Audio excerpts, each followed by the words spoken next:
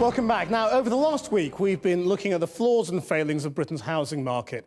House building at record lows, mortgages in short supply, rents on the rise. All three major parties know there's a problem and promise action.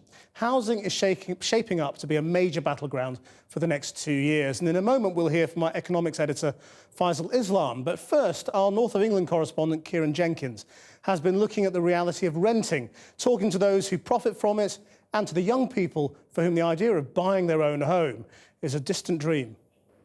What do these three men have in common?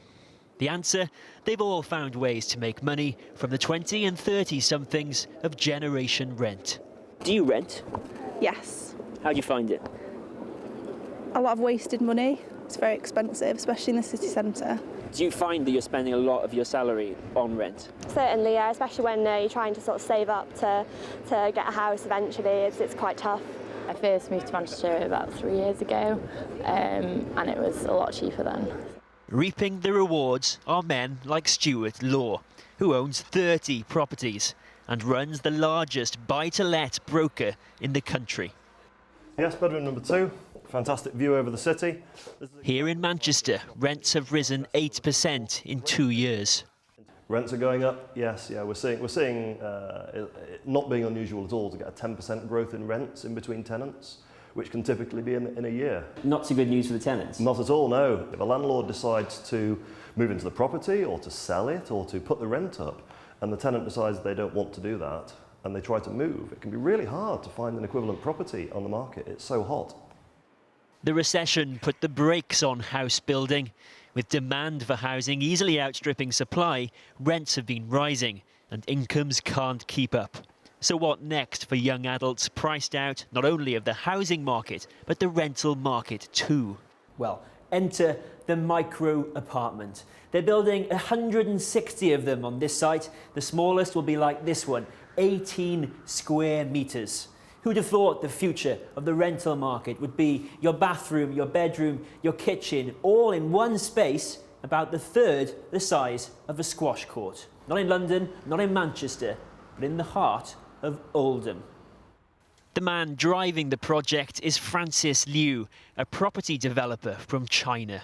And you will have the kitchenette, and then you have the bed.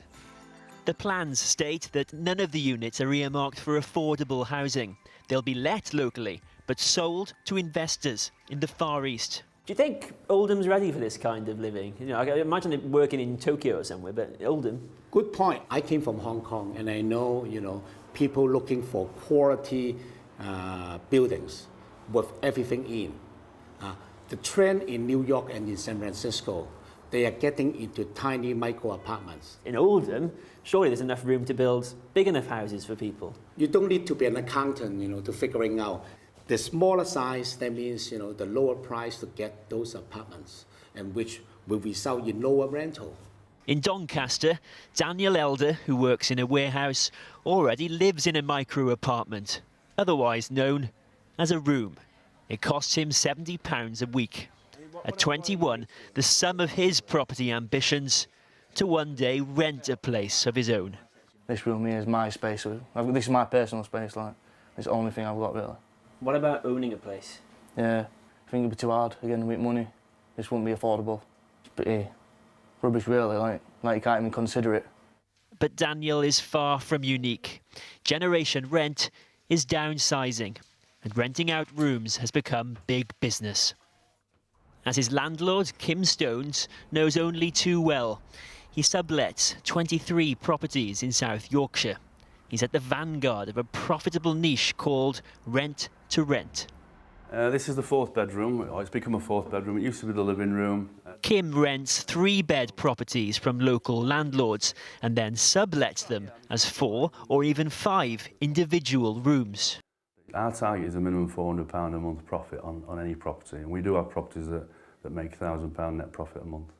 Do you feel an ethical dilemma at all about what you're doing? None whatsoever. It's okay bringing policies in, it's okay saying, where would these people go? Just where would they go? They'd be on the streets in Doncaster, some of the people that we house. But fuelled by high demand, rents are set to rise again each year for 7 years. And so, to a disgruntled generation, the government has said, we will help you buy. But who can even hope to buy if they can barely afford to rent?